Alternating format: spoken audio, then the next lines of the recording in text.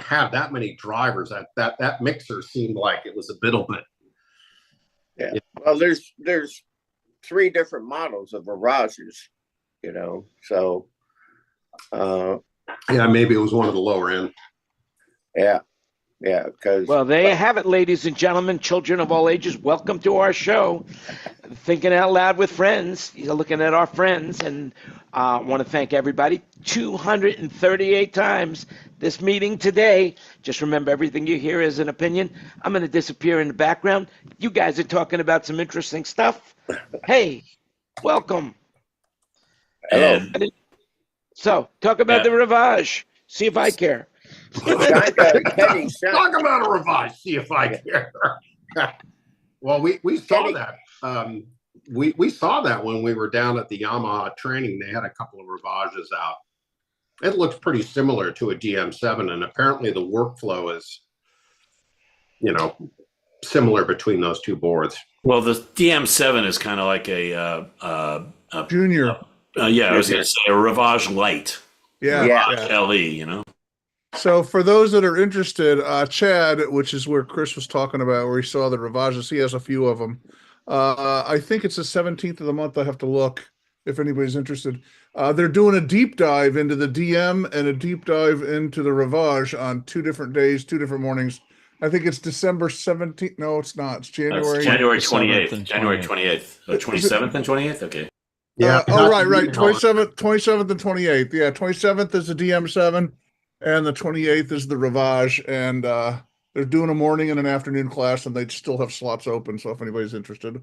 And then another announcement, Meyer just announced a 3-day training course, February 2, 3, and 4 in Berkeley with the Big Cheese teaching.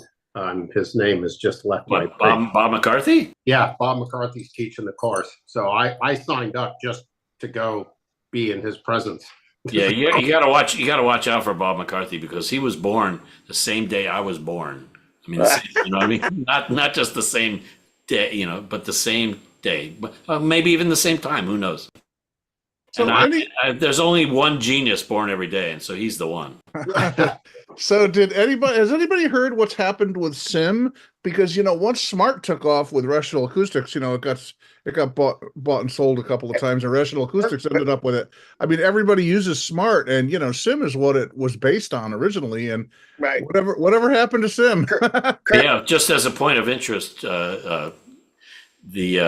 Bruce, but my Sim guy when I was doing Anita Baker was Jamie Anderson. Really? Because Thorny? Yeah. Yeah, because Thorny simmed a couple of my rigs with Wayne, and then he was instrumental in pretty much inventing the Smart, which was based on the Sim thing, long before it became Rational Acoustics. But that's great. Those Rational Acoustic guys are wonderful. Yeah, that's Jamie. Yeah. I never had Jamie for a teacher. I had the other guy, and once I had the other guy that I can't remember his name, and then once I had Tiger. Yeah.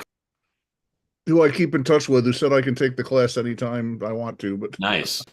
I love that Rational Acoustics. The only issue is that they don't have a perpetual license. It's just recurring revenue. What do you mean? For the Rational Acoustic Analysis software, it renews every year. I'm not sure what you're talking about. I've never paid as once you pay. You pay. If you want to update to like when version 10 comes out, yes, I'll have to pay for that. I thought maybe I'm mistaken, but so Magoo uses the Rational Acoustics and analysis tool for Meyer training, and smart. Yeah, I think it's Smart, and I thought I didn't know that they offered a perpetual license. I thought it was like, if you want to use this, you got to pay a monthly fee essentially. I think they offer that if you want that, but I don't think that's required. I think you can buy a perpetual license. Oh, wow. Yeah, everybody just bought it. You pay for an upgrade if there's a version upgrade, and you say, well, okay, do I need it or not? Right. Yeah, I have Smart 8 on my laptop right here that I'm watching you guys on, and I've never gone above Smart 8, but Wayne and I had some some way back smarts, like a couple of the original ones. Even. Remember when it came on a floppy disk? Yes, I do. I remember. Wow. JBL sold it. Yeah, it was a you're JBL watching us thing. on Yep. Smart 8, Bruce? No, it's on this computer though. The Mac that I'm watching Oh. you on, it has it on it right down at the bottom. I was just wondering if it made us smarter. Not Smart 8. That's what, What do you have, Wayne? What? I have Smart Ass, not Smart 8. Okay. Yeah, smart ass, yeah. So Wayne, don't you have one of the original ones, like 5? Not original, but don't you have like 5 or something? I think for what little I use it for, I have 6. 6? Okay. Yes. I think he's got the original version from Thomas Edison. I think that's when we were using. Yeah, when we were at the Q, I think we had like 5.4 was the one. Yeah, 5 seems to stick out in my head, but I've taken the class twice and I've upgraded it 2 or 3 times, but 8 is the... I'm just curious, what mics do you use when you're doing analysis in a room? Well, we had Earthworks M30s. Yeah, M30s, and now I have Bayer. I don't remember the model number, but I have a couple. You can go couple out of Bayer mics. You can use anything for what we use it for. the rational. You can buy the Rational Acoustics $100 or the who was it that also made one, Crown or AKG. You don't have to use an expensive microphone. Oh, DBX has one and Behringer has one. They actually said the Behringer one, as much as they hated to admit it, the Behringer one was very flat and didn't have any phase shift in it, and was, for $100, it was actually a pretty good deal. But mine are Bayer. I have 2 Bayer mics, reference mics. And then, but on that, Kurt said that basically everything, all the stuff that Sim did, basically, it's all Space Mac Go with them now. That's what Kurt said last week, because this kind of came up last week. And so, wow. Yeah, I mean, everybody I know, every major tour I've seen so in the past few years has always used Smart, Yeah, no, it's good stuff. And then eventually Meyer has already announced that they're basically going to nuke Compass and everything will be rolled into Nebra. So at some point, Nebra will be the software running on your DSP, on your Galileo Galaxy. Is that software available now? It's available separately. So Compass is still the software that you install on your Mac, let's say, or on your PC, and they have firmware upgrades. But they've already announced that they are intending to converge Compass and Nebra to a single software package. It will be under the Nebra umbrella. Because Nebra is what they actually use to lift telemetry off of the newer speakers, right, that have Ethernet on them and Milan. So you can, not only do you send it, encapsulated digital audio, but you're also lifting off telemetry at the same time. Does Compass run the Galileo? Is that the software that? Okay, because I don't use it very often, but I have before, and that confused me. But currently, right now, you don't have to use. Yeah, it's pretty nice. Currently, right now, you don't have to use Nebra. You can just use Compass. Correct. Even if you have Panthers up there, you don't have to have Ethernet into each one. Yeah, you look at Kurt. Kurt still runs analog into his Panthers. Yeah. So there's Milan is right next to it. Right. And he was even talking about a hybrid where he was going to use analog for signal input and then still use the Ethernet to get telemetry off the box. He had a good point. He's looking for a box that that you could have at the top of an array for when it rains. Yeah. Well, he was more concerned about concerned about the when it got hot. But he's got a valid point. But at the same time, Ethernet, a maximum segment cable length can be 100 meters. So it would clearly it wouldn't be that No, often. no, it's not that. Bundle of Ethernet cables coming off your rig and going into a rack where you have your switch. What a pain. Well, What do you it's mean? just kind of just the same as everything's running going. big thick speaker cables up to an array from Man, from amps that aren't flying. I mean, yeah, but I got to tell you, I'd rather fix a NL8 than have to fix an AC cable and an XLR and an Ethernet cable. If you all of a sudden the middle box on the array gets a buzz, and you got to go up and figure out what the hell's wrong with that. That actually argues for separate Ethernet cables to each box, because you can just press a button and take it straight out. And I mean, generally, I am not a powered speaker guy. I don't like them for that reason alone. I've had so many issues. I would never buy anything but powered speakers. See, I come from a different world. You know, I don't want to hang AC. So you don't want to use XLR the and best speaker amplifier systems in the world, D&B, huh? Wow. What a shame. You know, since when do we really have that choice? Oh, Chris does. Well, I mean, if you buy a rig, see, my big problem is all these AV companies that buy these line arrays. They buy the buzzwords, and they don't buy any of the shit to go between it that actually makes it work. So the last time I hung 8 M2Ds per side, right, I had mono price XLR cable and outdoor AC cable that you'd run to your light outside, powering all this stuff together. And I said, why don't I have I need a rigger and a lift? And they're like, oh, no, our stuff always works. And of course, then the middle box has got to buzz, and I got to beg, borrow, and steal a lift to go up and figure out why it's buzzing. It's not the whole array; it's one box. So the problem with that, Bruce, is not the cable or the problem is you said it right at the beginning. It's the AV company. If more companies treated their AV company like a sound company, it would be much better. Yes, it would be much better off. And a sound company that owns a powered rig, they design it to work correctly, and it works really well. But I ain't in that business. It's the AV companies, and you know that, Kenny. That's the problem. It's big V, little A. Yeah, and I've always said, I'd much rather keep the amplifiers and all that gack down on the ground where I can get at it. For sure. And I'll tell you what, that D&B system is second to none, and it's not self-powered. So I don't have any attachment to any self-powered that I have to have self-powered. You know what I mean? Yeah. And the Myers stuff is amazing. And I have no problem with Myers stuff, but personally, I don't own anything. And the one reason why I don't like doing Myers stuff is AV companies that have Myers gear. It's like, I don't want any part of it, because it's not going to work well, because they just don't buy the right shit to make it work right. There you go.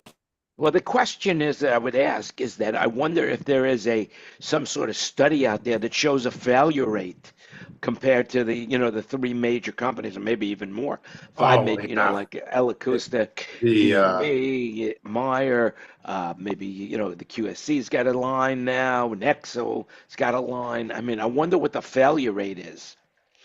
Kenny, at least with video apps, we had looms going up to the powered stuff, and that was like, I never had a problem with any of the stuff, the UPAs that were powered, and I did huge systems with down-firing UPAs all over the damn place, and I ran those Neutrik and XLR looms everywhere, and I never had a problem with it. But when you start taking outdoor 100-foot AC cable and you start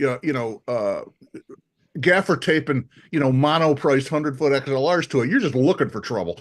Well, yeah. Yeah, but video apps were using Apogee speakers for so long. Well, yeah, for a long, long time. And boy, were they old. But it didn't make a difference. Yeah, and for the time they were fine. They did their thing. And Bruce Burns, swore by him. I did a bunch of gigs with Bruce Burns, and he loved the damn thing. So. Yeah, my only problem with Meyer for corporate work is that for as long as I've had exposure to them in the AV world, some of their products are hit and miss. Like, I'm sure the Panthers that Kurt has are amazing, Right. but They're the up there with M1s the and the DMBs of the world. Yeah, That's what I've used both systems. and they're amazing. I've used, if L acoustics are dialed in right, they sound amazing. Yeah, but the first time when L Acoustics first came out, they didn't make any boxes that sounded alike, and it was a nightmare. No, yeah. Right. And then there was a big thing where they were ripping off L acoustic boxes too, pirating L acoustics and lab grouping amps all coming out of China. Yeah. Yeah. Wow. Well, you know, the Leopard system, when Meyer introduced the Leopard system, all my clients seems to swear by them. You know, they just swear by them. They're an excellent speaker. They're small footprint. They can be directional in any room that you want. You know, even when you can't use conventional speed where you should be using conventional, the Leopards will still work. How heavy are they? That's not very heavy. No, Wayne, go ahead and finish your thought. I want to hear. Panthers are lighter than leopards. That's the no way. Oh yes. Well, the Leopard's a pretty good speaker. My problem was with if you had a M1 or an M2, those things were god awful. Melodies are okay. Way too heavy. M2Ds are okay. No, they're not. They're awful. X40s. But the X40, some of the you're talking to Chris. Some of the old Chris wedges and stuff like that were really good. So, you know, that's just hit and miss. Like the Q, what was it? The Q4 or whatever. Their 3-way trap box. It's like, I thought the thing was marginal at best. And, you know, and I attribute a lot of that to the concept that with their stuff, if nobody's providing the compass or the Galileo or whatever to properly drive them, that's an issue. The other is that the way, because they're so music centric in the way they design them, that if you're not hitting them hard, they have no interest in playing along. Right. You know, when you got a guy yakking through them, talking head, the speaker's sitting there going, well, I'm not interested in participating in your folly. And then when you throw some voltage into it, they'll go, oh, okay, I will now participate. Yeah, a lot of people didn't buy the Galileos to go with them. And in a corporate gig, you just run out of gas on your console because you'd be driving the piss out of the console to get them to, you know, to even hear the guy doing a presentation. And, you know, that was one of the... I think Jan said it best when he said you might find a speaker that sounds better than a Meyer Sound Lab, but you won't pay more. And and honestly, I mean, their speakers are expensive, and then just throw on top another $10K for a Galileo box. I mean, I got to add two things into that. Number one, the Leopards weigh 75 pounds. The Panthers weigh 150 pounds. 150. Wow. Just did a Google search. Yeah, because they're using new technology on the boxes. You know, it's a lighter box. You know, there's nothing you can do about the weights of the magnets. You know. What? I got it confused. Then you must have that reversed. You said the Panther was 150 pounds and it's lighter. Wait, say that again? No, it's heavier. Yeah. The Leopards are lighter because the Leopards are smaller. They'd be a lot lighter if they didn't have amps in them. I started all this, guys, because I confused a Leo with a Leopard. Leos are heavier than Panthers. Oh yeah. Yeah, but you can't use a Leo in a ballroom. You know, that's all there is to it. You know, it won't happen. I've already committed my sin. You want to drive me into the ground, Jan? Hey, NASA, are you wearing a NASA hat? Take that off. That's hey, it. You don't deserve to wear a NASA hat. Ha! They're not coming back until March. Isn't that crazy? Those poor fuckers. Oh, they went to space for like 5 days. 5 days. It's like, oh, by the way, did you pack enough underwear? No, they had it. They literally had carry-on bags. Oh my God! That is like they're still there. They're still up there. They're still up there, and Uber is like not even picking up their calls. Yeah. I thought Elon was going up to get him. Yeah. It's been delayed. No. There's still a rumor saying that they're going to try and film. They're filming the second part of the Mission Impossible. The last movie was a two-parter, and they're starting to film that in England right now. So there's a rumor that they're going to do a scene on the space station. Really? That's not a rumor. That's not a rumor. They are planning on doing it, and they've paid for it. However, I don't think that's going to happen now. They just had a leak on the space station. They just had absolutely an oxygen leak or something. Yeah. But I also read that they're decommissioning the space station. Yeah. They've And already- they're decommissioning it. Musk has the contract to blow it up. In 2030. I thought they were going to kick it out of orbit so it landed in the Pacific Ocean. Yeah, or I something. mean, that Musk got the contract for like 600 million or 700 million to basically break it apart and bring it into the atmosphere and have it dissolve. Well, Wow. that's something that big is not going to break up in the atmosphere. There's going to be pieces going everywhere. They're gonna do something to it. I mean, that it's a huge contract, and so I'm sure. Wow. If I was him, bolted together, it can unbolt together. if I was him, I would just send it to Mars. That way, when they get there, There they'll you have go. a place to stay. Yeah, a condo on Mars. Yeah, there you go. Either that, or it'd be cheaper to put it in the moon orbit. You're right. That's exactly, Mars. Would that be the international airstream up there? Yeah. Yeah. Yeah, it's in that price range, that's for sure. Or just blow it up like they did the Death Star in Star Wars. I gotta Yeah, say, but that's still there. those new Airstreams are pretty sexy, to be honest. They're beautiful. Have you Airstreams see have always been sexy, though. And have you seen the Airstream motorhomes that are built on the Mercedes? What are those van chassis? On the mod or on the?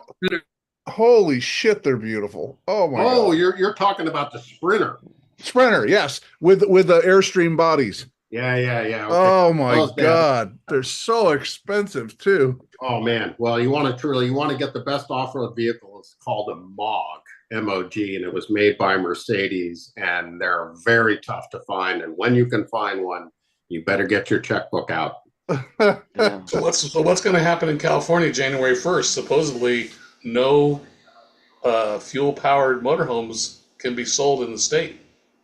Fuel-powered motorhome. Diesel or gasoline motorhomes. Probably diesel. Not be sold. Well, I guess you just buy them in another state and drive them into California. Yeah. You got to pass the emissions. Newscomb is dreaming. I mean, the dude is stoned. Do you realize that they had a test big rig with lithium batteries driving on a road, and it caught on fire? It took them 100,000 gallons of water to put the fire out, and all of that, has all of these heavy metals that are going into the ground. That's one truck. And they have to use a special foam. And there's a special chemical they got to spray on it. You can't just spray it with water. You got to spray it with a water and a chemical mix, which is even worse than that.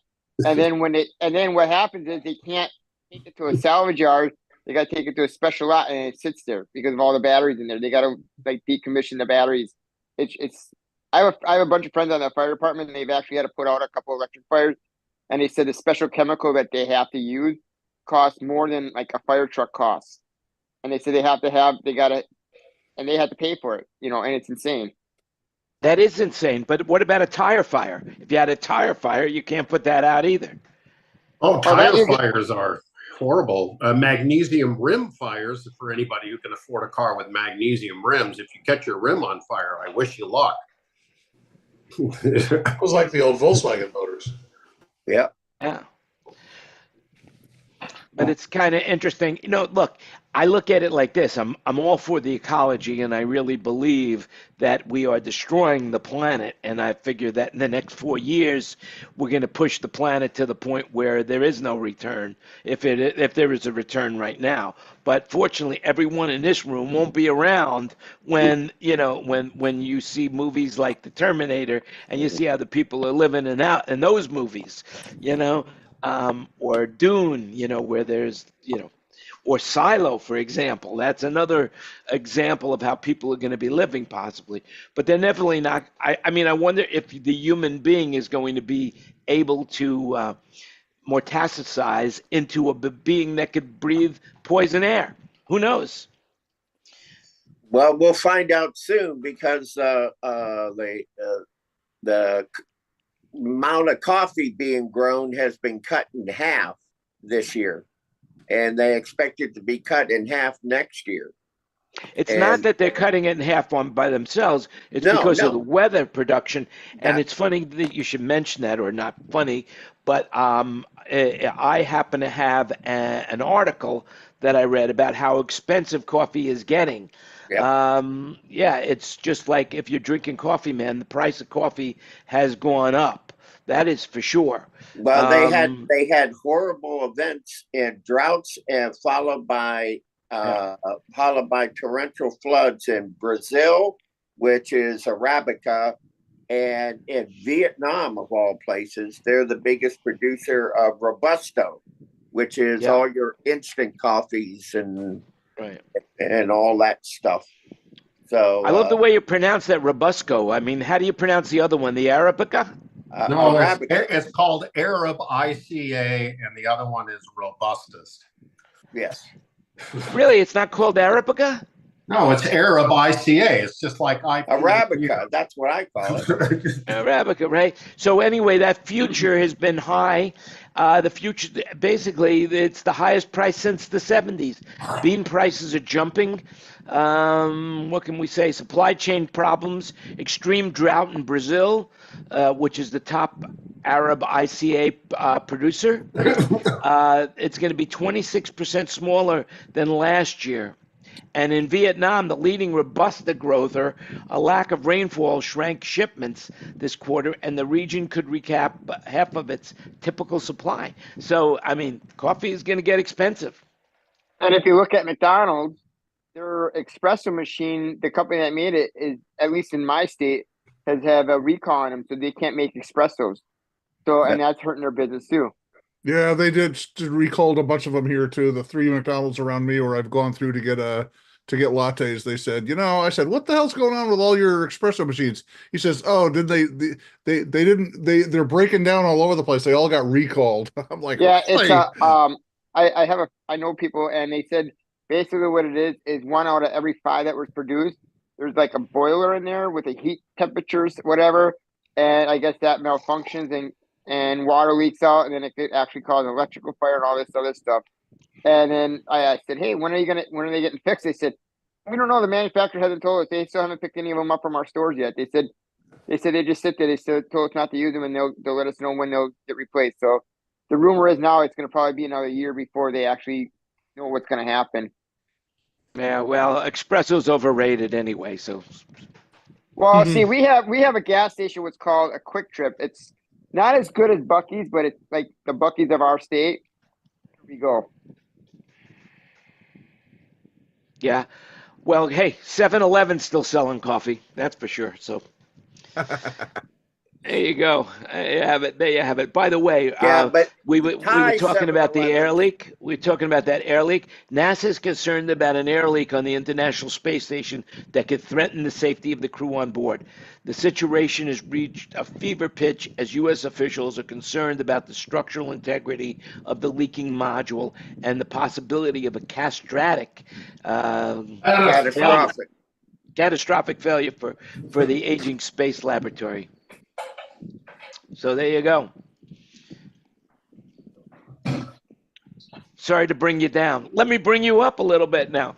Hey, I saw this YouTube video the other day of this guy. He bought every AA battery known to man, every brands I'd never even heard of, and he tested all of them, and I mean, I can't believe it. He's got like 500,000 views on this stupid video of him testing batteries, and the top batteries really are Duracell and Energizer Max.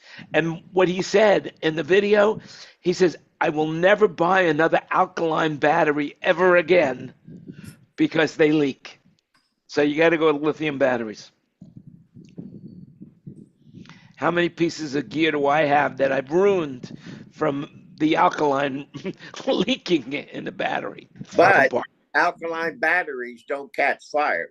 Lithiums do if you puncture them. And the lithium batteries are slightly bigger, so sometimes they don't fit. Yeah, I found that out with Sure Wireless, the ones I have.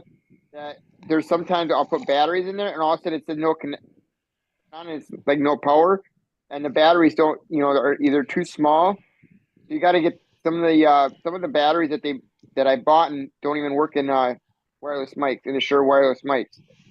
Yeah. Well, I think you got to use the Pro version of the Duracell, right? I use the Pro version, yes. Yeah, because they have the least resistance, and the highest output, for temporary. Now, if it was going to be long term, then that battery would, according to this guy, it wouldn't be as good. It wouldn't be as efficient. There's a battery called Rayovac Super Max or something like that. Yep, that's what I have. Could be really good. That's what I use. Rayovac? Yep. Yeah, they say that battery supposedly, spectacular. But you know what else I learned from that is that batteries don't work that well when they're cold. They have to be like room temperature. I found that out. If you were a Tesla owner, you'd know that. Yeah, I guess you never tried to start your car in the snow. Speaking of Tesla and snow, the Cybertruck. Have you seen these videos of the major fails of these Cybertrucks in the snow? Even with the four wheels and the way they turn, they still need an F-150 to pull them out. But then again, too, they don't have snow tires on. They have regular tires on. You drive any vehicle. You drive a big Dodge Ram truck with summer tires on it in the snow. You're gonna spin your tires. The Tesla is heavier, and it also the torque doesn't let you ramp up as much, so you can't. That's right. Soften the grip. Hey, I heard something too that there's some story about Nissan and Toyota are merging. Nissan and Honda. Yeah, they're going out of. It looks like Nissan could go out of business if they don't merge. Also said Mitsubishi they should die. I will never. I owned a Nissan vehicle. Last one. Sorry, well, I guess we're still on, but I will never purchase another Nissan vehicle. Mitsubishi is getting involved also with that merge. Well, Mitsubishi, 24% of Mitsubishi is owned by Nissan, I think. Dodge had something to do with Mitsubishi. No. Yeah, there was some deals there. I mean, a lot of these guys have ownership interests in their competitors, and it's all. But yeah, Honda's great. I just would never. I've had Hondas. They're fantastic. And I've driven Nissan. I did rent a car one time. They gave me a Nissan. I don't remember what it was. It was a Nissan, and got it, and it broke down. They called them up, came, picked it up. Nissan, that one had something light come on. I said no. I finally had like a Ford in the like a little Ford SUV in there. I said, give me that. I said, I'll pay the extra. I said, the Nissan's useless. I've heard nothing but negative about Nissan. A friend of mine's got a Honda CR-V, and they've had it for years and never had an issue. That I owned a CR-V for 20 years and just changed the oil and did the filters, and car was fantastic. No, I think the ultimate though of the Japanese cars is the Toyota. I mean, the Toyota. I mean, David. I don't see what happened to David. David and Kenny, they disappeared. But oh, there he is. David's been a Toyota guy forever. I drove a Toyota Camry about a month ago, and I loved it. And hey, I tell you, you know, for those people who want hybrids, I mean, everybody laughed at the Priuses, but the 2024 Prius, I looked at it and I went, holy crap, they must have got new designers. It's a pretty good car. Yeah, I got a Nissan. I think it was called a Murano or something. I got that as a rental car, and God, it was the most hideous vehicle I've ever driven. I mean, it was just terrible.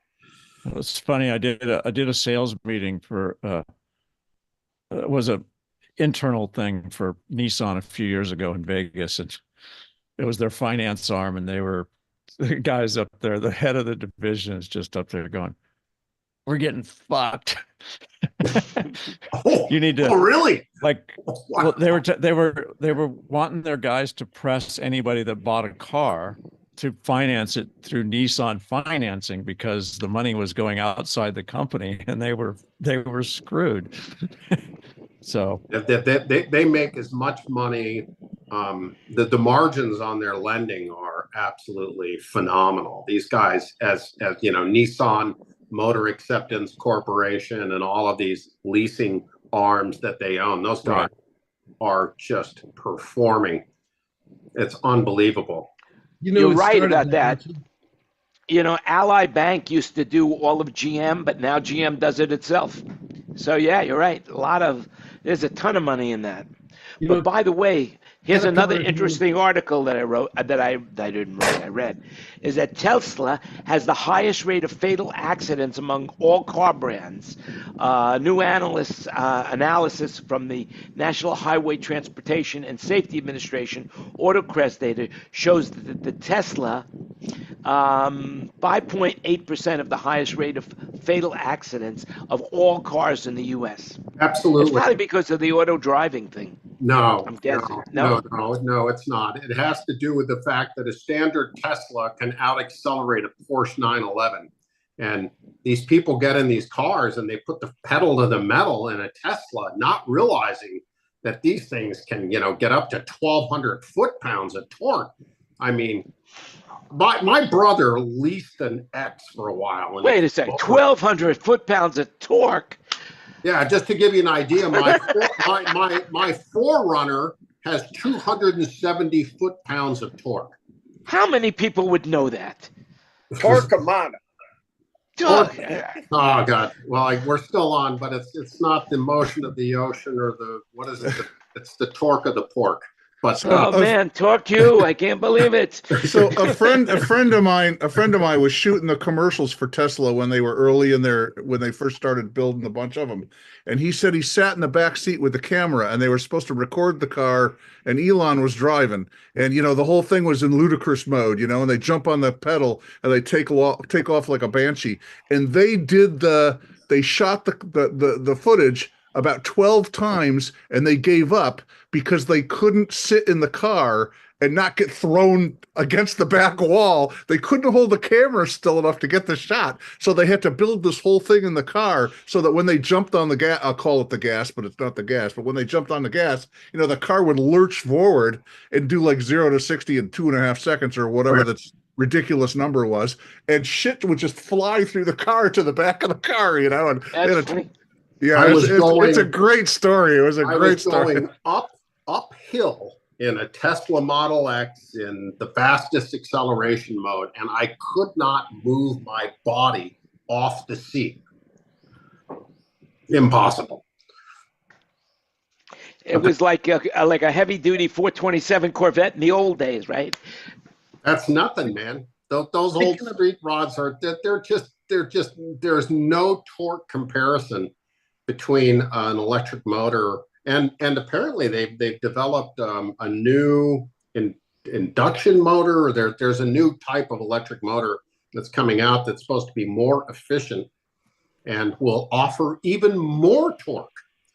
than the standard motors. But already the electric stuff. I mean, I see these kids driving up and down on Sunset just with a Model 3 or a Model S, and I mean, those cars are as fast as Porsches, Ferraris. I mean, yeah, they're fast.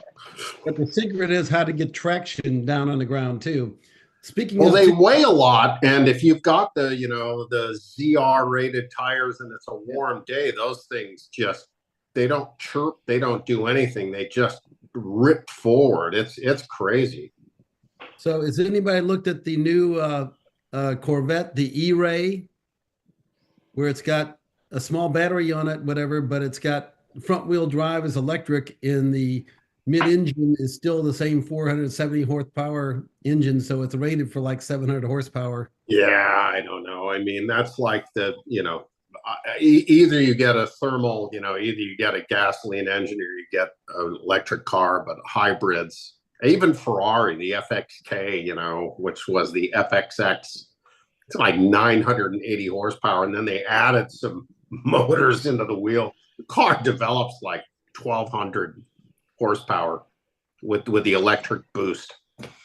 Yeah. Did you know that there's a part of the car, no matter how fast the car is going, there's one part of the car that is not moving at all? Going 0 miles an hour? Did you know that? No, what's the joke here? No, this is no joke. Neil deGrasse Tyson. I was watching where the tire meets the road, the actual spot where the tire meets the road is 0 miles an hour, because it has Correct. to be at 0, otherwise the car would spin. Yes, but those 0 markers project out on a 2-dimensional path in front of the vehicle. So yeah. So there you go. Speaking of torque and not knowing what to do with it, and people that should know what to do with it, I put in the chat a picture of the Porsche Carrera GT. Oh my God, beautiful. We did that at the auto show many years ago, and there's 2 interesting things about that. One, that is the car that Paul Walker was driving when he killed himself with his buddy, right? And the other interesting thing, that is from the LA Auto Show, and it was several years, 3 or 4 years after it was debuted at the auto show that they actually ever sold one. And at the time, there were 2 in the world. And as you might be able to see that in the display at that booth, they put it on pedestals in a little pond about 20 feet in diameter or something like that. And at the end of the auto show, in fact, you can even see the cleaner in there. But at the end of the auto show, they had all these little dings in the car from people throwing coins into the fountain. And the Porsche people were beside themselves because there was only 2 of them in the entire world at the time. And they originally said they were going to sell for about 200. Yeah, they originally said they were going to sell for around 250,000. They ended up selling for 400 plus. But and the thesis for that accident is that the car had been stored and the ZR rated tires had become dry and brittle, and that's why it burned out and wasn't getting traction. Well, I don't remember that part, but yeah, that's that was the final. A lot of people weighed in on that accident and basically said, yeah, it was, they should have changed the tires on the car. They kept the tires. Thing had been in storage for years, and the rubber was brittle. Yeah, he had the James Dean syndrome. That's too bad. So do you guys remember in California, this is like a long time ago. This is probably 25. Well, I lived in Sherman Oaks, so my God, it was probably close to 30 years ago. Some guy had bought one of the real expensive Porsches, and I don't even remember what model it was, but he took off up the 5 freeway and over the Grapevine and went off the road and totaled the car and sued Porsche because even though he was going 135 miles an hour and he lost control of the car, his bitch was the car should have been able to go that fast, being that they advertised it to be able to go 220 miles an hour or some ridiculous thing, and whatever. But he supposedly, I don't remember if he won the suit ever or not, but I remember I remember hearing about it, and I thought, you know what? Who cares? The speed That limit. sounds like the McDonald's copies. The speed People limit's will 70. sue Jesus people for- Christ, There People was a, will sue people for any reason at all. Yeah, you I could was sue just for- reading in the paper, Mattel Toys is now being sued by a parent because when they put out this toy for the Wicked, they put the wrong on the box. oh They yeah, put the the URL. wrong Yeah. URL that took him to the Wicked porno site.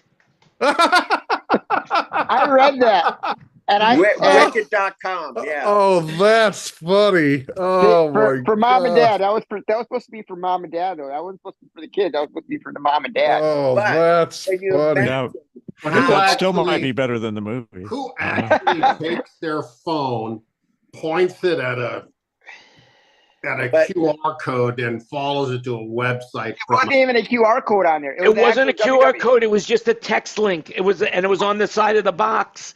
It was like, who would do that?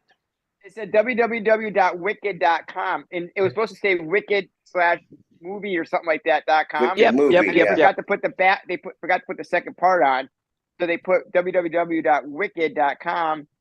And yeah, I forgot how many they said they sold, and people, kids are going online looking at it and go, "Mom, Dad, what's this?" But can you imagine a sealed box in 5 years from now? That thing will be worth a mint. Yep. If you have one of those with wicked.com, just seal Hold it on to away, put it in the bank vault, put it in the safety deposit box. 5 years from now, I'm changing subjects. Did you win, Jan? Did I win Last what? week, you were playing in a pickleball tournament last Oh week. yeah, that's right. yeah. No, had to I lose Thank early. you, Greg. I was meaning to ask. I did okay. I came in. I won. The way they did was crazy. I won 2 out of the 3 matches, and yet the one match that I lost, I lost with this other partner that just was really bad, and we lost badly. And when they add up all the points, I came in 3rd. I said, but I won 2 games. I won 2 of the match. How could I be in 3rd place? Hey, So 3 gets you on the medal stand. What do you want? So anyway, no big deal. But hey, listen, Ken Newman's in the room. We should all be as lucky as this. Ken Newman has job security as long as Barry Manilow is alive, because Barry Manilow is just offered. He's going to croak at the Westgate Theater. They just extended him indefinitely at the Westgate Theater. Congratulations, Kenny. Wow, I guess he's going to have to find a real place to live then, huh? Well, no, he just drives up, he drives up, but he was where is he anyway? What's going on over there with him? They're digitizing audio. Yeah, they found the tape of mine from the early 70s, 80s. Sounded damn good, by the way. Thanks, Dave. Very, very You got to nice. send it to me. No, But I'm anyway, sorry. congratulations, Kenny. Yeah, that's So I went out to play pickleball with a big jar of Clausen's, and God, it just smelled like vinegar, and there was green shit everywhere. I don't get the game at all. Oh, well, it's a fun game, especially as you get older. It's not as much a stress and strenuous activity as it is to play tennis.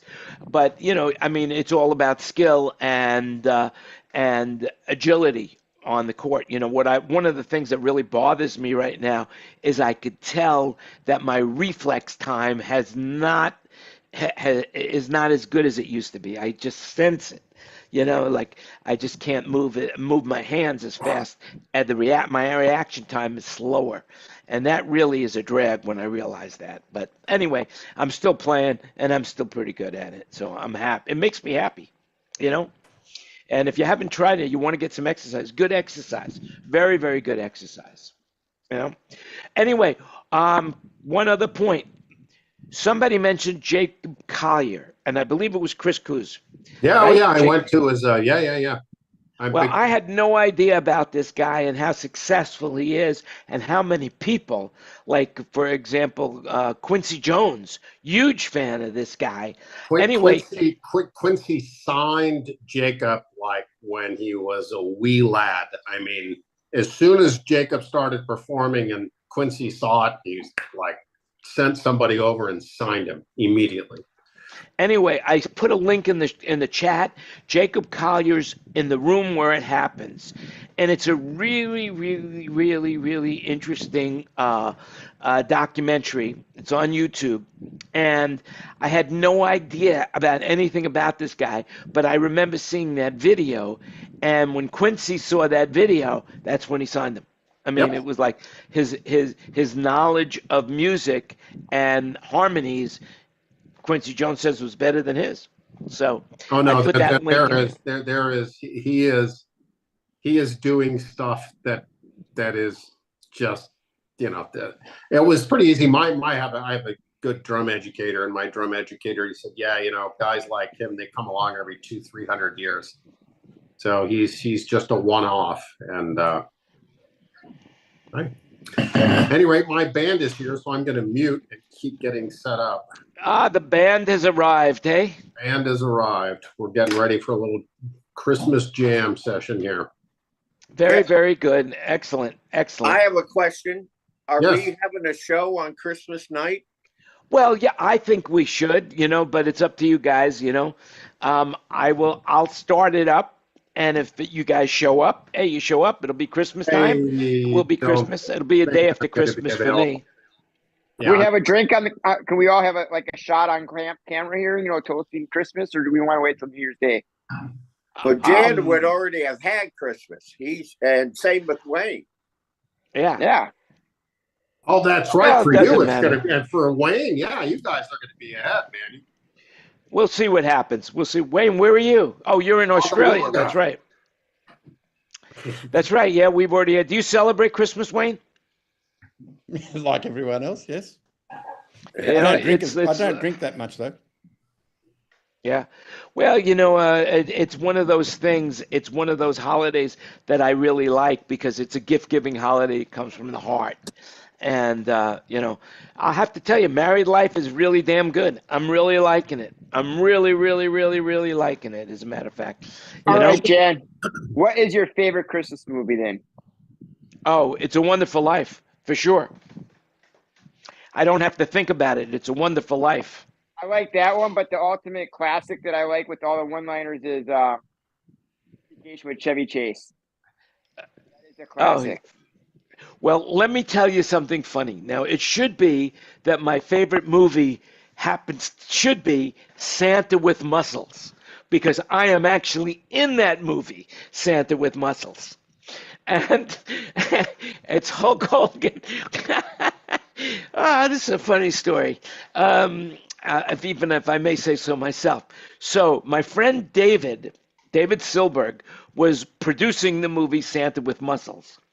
And he wanted to help me get my SAG card. So if you are in a movie, if you do 3 extra gigs, union extra gigs, then you can upgrade to being a SAG member, which I will tell you is a mistake. I did it. I could learn from experience, because once you get into the union, it really makes it and you're not ready to be in the union. It's really hard for you to work because you have no experience whatsoever, and nobody wants to take a chance on paying your union wages. So if you're listening and you're an actor and you have an opportunity to get into the union from doing extra work, don't do it. Don't do it. I recommend it highly. So anyway, he puts me in this movie, and I am supposed to be an elf, a Santa's elf, but I'm a little bit bigger, and I look very Jewish when I had my hair. It was because this was when I was younger. And at the last scene, Hulk Hogan saves the world or whatever, and all the elves are jumping up and celebrating, and I'm in that scene jumping up and celebrating, and it's hard for me to get this out. But when they send the picture to people to review the movie, to get critique before they release the movie, they couldn't cut me out. But everyone in the movie said that I stole the scene from Hulk Hogan because I looked out of place. And they couldn't help but look at me because I was jumping up and down. Anyway. It's funny. And anyway, that movie probably nobody ever saw it anyway.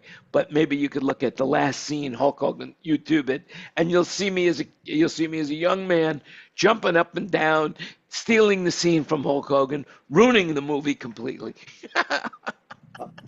Speaking of movies, I saw an article today that Spinal Tap, Spinal Tap 2, the movie's coming out next year. Well, they actually have finished an album with Paul McCartney, tracks with Paul McCartney and with Lars from Metallica, Elton John, all sorts of people on this album. So they're actually releasing an album to go with the Spinal Tap 2 movie. For all y'all. Isn't Garth in the movie too? Yep. Garth is in the movie. Yep. I couldn't remember them all, but yeah. Hey, Kurt, how's it going, buddy? How was your party? Going good. Went well. That turkey looked amazing, babe. I mean, you are an amazing chef. It came out great. Smoked it for 9 hours on the Traeger. Oh wow! Nice. Oh, if you haven't seen the pictures of it, it looks great. I can't pull it up right now, but it was like the star. I think you called it the star of the show. Is that what you rephrased it? Oh yeah. Hey Kurt, I had called the other day. I had an email the other day from somebody that got a a console from Opryland, and they're wanting to know the catch bay comes to a RAM latch. Is that normal, or is that an aftermarket thing? On a Gamble? Yes, sir. Yeah, the patch bay goes to the QL or RAM latch, and that goes to the rack. So okay, well, he was looking for another fan out. I don't know if that's common or whatever. It's standard pin out. If you get a new RAM latch from Entertainment Metals or from Rambo, it should work just fine. You just have to have a panel at the rack end of it, and that's where all of your send and return stuff happens. Okay. What's the name of your user group on Facebook? So maybe you could refer them, Kenny, to you could tell them where to go. Kurt, what's that? What's the user group? Gamble console users. Yeah. So I mean that's really a resource. Yeah, Kurt. Have the guy email me, Ken, if you want. Oh, very good. Anyway, thanks for watching. Remember to click the like button if you really want to be nice. Please share the show. Remember, everything you heard here is an opinion. Let's keep talking about something else. Anybody have anything that they want to share before Christmas? Is Kenny Noon? Somebody must have something. Kenny Noon still talking to us? Did you see the AirTag case that makes your AirTags last 10 years before you have to change a battery? No. Do you have one? I'll put the link in the chat. By the way, speaking of AirTags, you realize now that all the airlines are now going to allow these uses, and they're going to start tracking it for you. United was the first one. They're live now with it. Yep. Tracking your lost luggage may soon get easy with airlines still losing nearly 7 bags per 1,000 passengers. Travelers are turning to tracking devices to keep an eye on their checked luggage, and so now all the airlines are going to start to accept AirTags. They'll be able to track it for you, which will be amazing. Are Ken and David in the studio together somewhere? Yes. They're in Ken's office transferring tapes. Oh. You missed the Jan Landy concert tapes earlier in the broadcast. Oh. Yeah, they found some old music tapes of me performing. It wasn't that bad. It wasn't as cringeworthy as I thought it would be. It's like, but hey, it's okay. If David remembers, if they're digitizing them, that's what they're doing. They're digitizing tapes right now, and hopefully we'll have a copy of that. So, it was a cool song. I think it's even cool today. It's called Broke as a Bloke Can Be. And it's about, when I was broke. And I think that today somebody said it earlier that something was expensive. Meyer speakers were expensive. And I look at it like this, in as far as money goes. If you can afford it and it's more money than you want, then it's costly. But if you can't afford it, then it's expensive. That's my definition of expensive and costly. But anyway, the song is about being broke and what would happen when I came into money. And so that's the song. It's a good song, a little catchy. Anybody that ever heard it before still remembers it. Unfortunately, it was never a big hit for me, but that's the way life goes. An interesting thing, very interesting thing, that are you guys playing with AI at all? I guess not. So I wrote a bio, I had a bio, and I plugged it into one of my AI, and it came back really, really cool. I mean, to me, it was like very impressive how it turned my story into something more than it was. It's about, I really enjoyed, let's see if I can find it. I don't think I can, but because I got so many note apps that on my computer that it's really hard. Here, I got it right here. I'll just read a little bit of it. The Soundbroker's journey from punchlines to power amps. Now, I didn't write this. This is AI.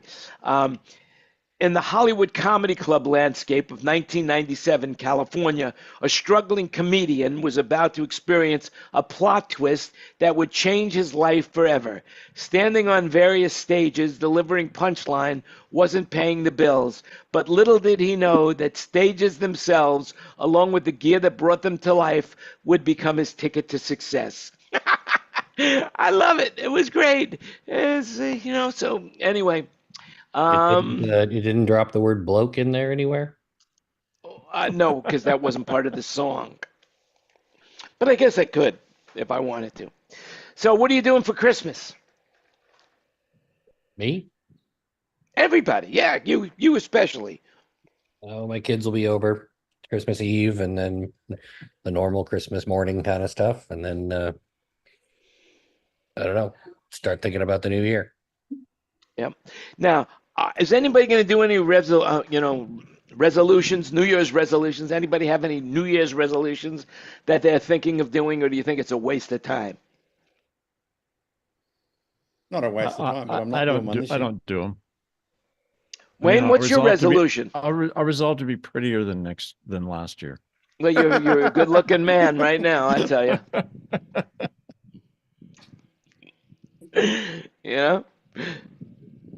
Ken Porter, what about you? What are your resolutions? You have any resolutions, or you want to save them for next show?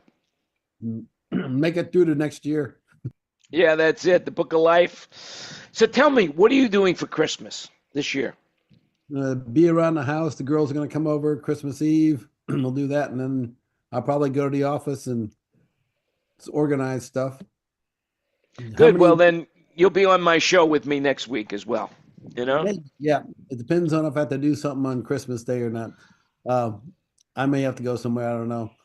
My dad's not been doing real well, so I might have to go check on him. The other question is, how many people have New Year's Eve gigs? Is that all gone by the wayside? No, it seems like everybody in the room seems to have one. Fred, we're doing one. You're doing a concert too? We're doing a casino show. I haven't done a New Year's gig in 20 years. So are these all like tribute bands or just local club bands, or are they any professionals? This one, normally that room is all, like Pat Benatar and, those kind of tours. I think this one is more local stuff. Usually most of the people that are promoting New Year's Eve gigs, they can get any band and sell out the house versus having to pay high money for a big house, a big band. Yeah, people are gonna be there either way. You just have to throw somebody on stage. Well, in the old days, it used to be that from Christmas to New Year's, or to the second of the year is where most people would make most of their money in their venues. I mean, it would be fun to be in New York and go to the government mule show they do at the Beacon every year for New Year's Eve. That'd be fun to go to. Yeah. I would hate to go to, I've never ever in my life and never had any desire. Brett, you raised your hand. Is there something you want to say, or you just got your hands raised? No, I'm going to be in Utah. I've got a college basketball game at BYU New Year's. Oh, excellent. I'm a human mic stand on New Year's Day at Raymond James Stadium. Well, there you go, man. There you go. I got a youth conference that we're doing. It's a 3-day thing. It starts on Monday and Wednesday afternoon on New Year's Day. So, and we have to be out of the hotel by 6 o'clock on New Year's Day, and it gets done at like 2 o'clock. So it's like 4-hour tear down and load up, but it's not actually that big of a show. Like I said, it's a youth. That's a lot of work. A lot of work. Congratulations. Well, we got like 25 guys helping us, so it should go pretty quick. Hey, Greg. Congratulations. When you're a human mic stand, you're not one of the ones where the clutch slips and it slowly does. No.